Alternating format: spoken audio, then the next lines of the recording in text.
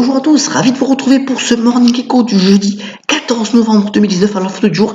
Eh bien, c'est le prix Interallié qui a été décerné à cette grande romancière qui est Karine Thuil pour Les choses humaines. C'est le premier prix donc attribué à une femme cette année au niveau donc des prix littéraires. C'est pour le livre Les choses humaines et c'est son 11e roman. Vraiment, donc rendons hommage à cette très bonne écrivain. Dans un contexte, vous voyez, où les marchés font un peu dodo, juste Dow Jones a pris 0,3%, les autres marchés ont baissé légèrement. Alors hier, on avait cette fameuse audition donc de Jérôme Powell, donc le patron de la Banque centrale américaine, donc qui a dit que finalement la Fed va faire une pause sur la baisse des taux d'intérêt après 3 baisses consécutives, l'économie américaine étant suffisamment solide. Le point clé peut-être de cette intervention, eh bien, c'est que Jérôme Powell s'inquiète de l'endettement important des ménages américains et qui pourrait être source de difficultés financières à venir. D'ailleurs, à ce propos-là, vu qu'on est sur des sommets de marché, eh bien, ce graphique démontre que pas mal d'investisseurs commencent à se positionner sur une année 2020 moins évidente pour le marché des actions en prenant des protections. Là, c'est le VIX sur le long terme. D'ailleurs, la banque UBS a déclaré hier dans une étude que les grandes fortunes mettaient de plus en plus de cash dans leur portefeuille pour faire face à des vents plus contraires pour l'année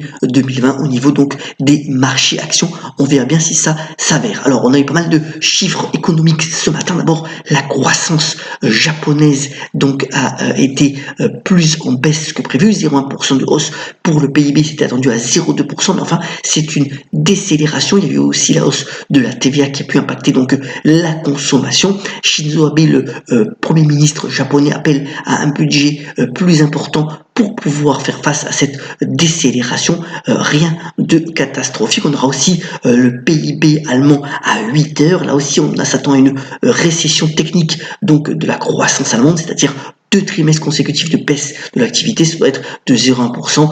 Si cela s'avère ainsi, cela aura peu d'impact bien entendu sur les marchés, alors qu'on a eu aussi des chiffres sur l'activité chinoise, tant au niveau des ventes de détail, donc la consommation, que de la production industrielle. Là aussi, une décélération, on n'est pas dans un cas d'effondrement, et là aussi, le gouvernement chinois pourrait utiliser donc l'arme budgétaire pour relancer encore la croissance. Donc on est dans ce contexte-là où il y a une décélération globale finalement de l'économie, mais pas d'effondrement, et les marchés l'acceptent plutôt bien en tous les cas pour le moment. Alors un beau projet pour l'Afrique la banque donc africaine de développement a fait une réunion hier. Dans le projet, ça s'appelle Desert to Power.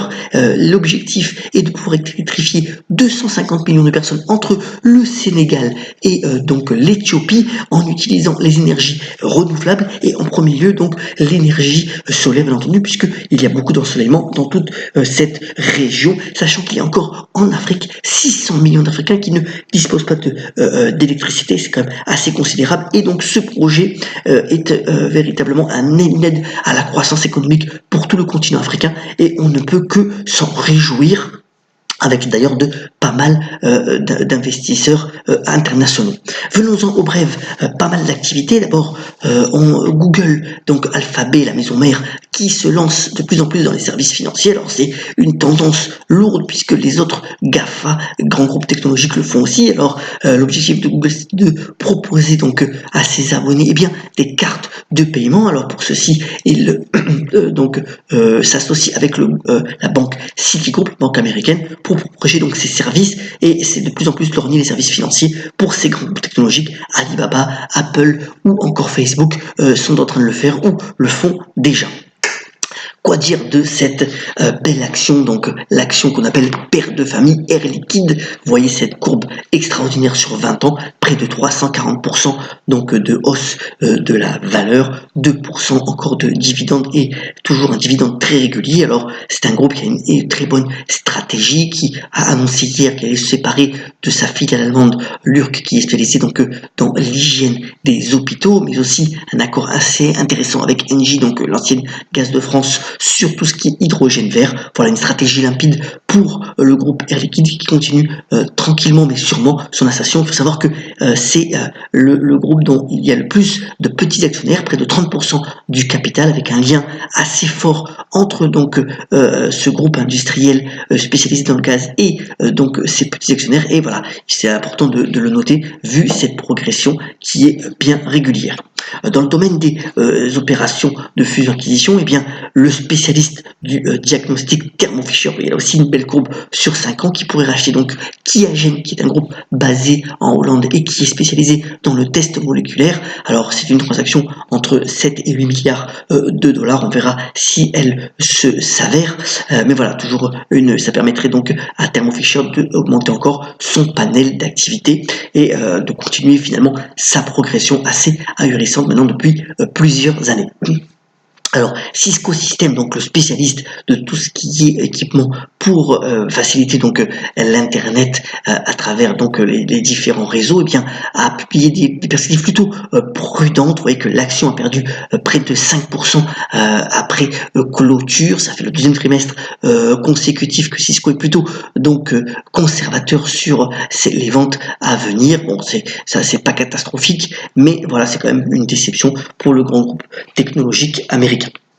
Alors, on aura dans le domaine du luxe les résultats de Burberry avant l'ouverture. On verra aussi si donc le nouveau designer Ticci continue à porter donc la hausse des ventes, mais aussi l'impact que peut avoir donc ce qui se passe à Hong Kong et les progrès pour le groupe anglais, un des seuls encore indépendants dans le domaine du luxe, donc de tout ce qui se passe au niveau du commerce en ligne.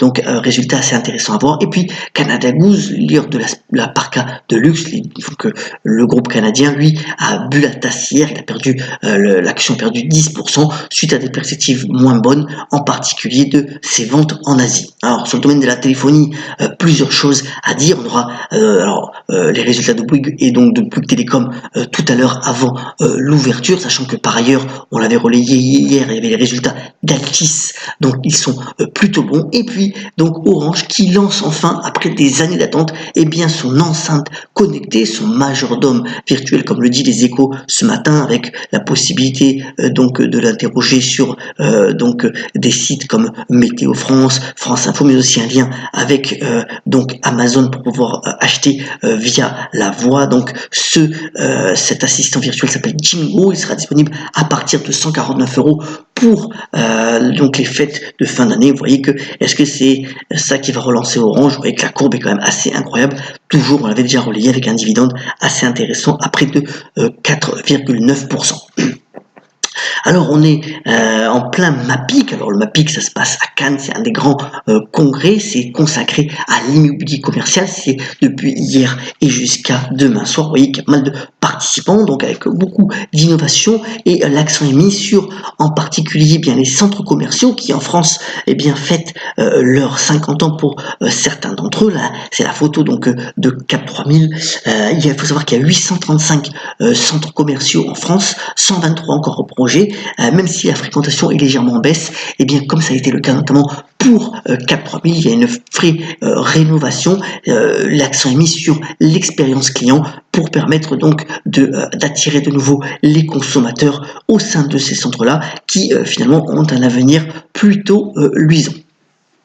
Alors, reluisant, pardon. Terminons ce Morning Echo par la citation du jour, devient du grand poète Paul Éluard, qui a notamment déclaré « Le passé est un œuf cassé, le futur est un œuf couvé ».